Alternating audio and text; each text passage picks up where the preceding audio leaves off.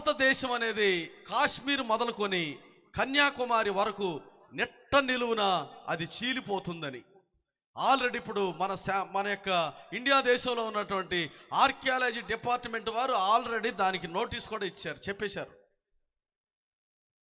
ఇండియాలో పెద్ద భూకంపం రాబోతుందని. అది ముద్రలు విప్పబడినప్పుడు, బోరలు ఊదబడినప్పుడు సంభవించేటువంటి సంఘటనలు దేవుని బిడ్డలారా.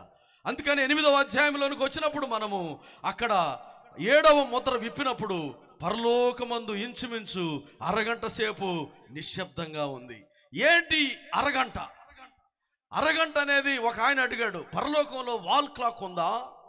పరలోకంలో టైం పీస్ ఉందా? అరగంట అని యోహానికి ఎలా తెలిసింది అని అడిగాడు ఒక ఆయన. దేవుని బిడ్డలారా, పరలోకం అనేది మహిమ చేత నింపబడుతుంది. కోటాను కోట్ల దేవుని యొక్క దూతలు, 24 పెద్దలు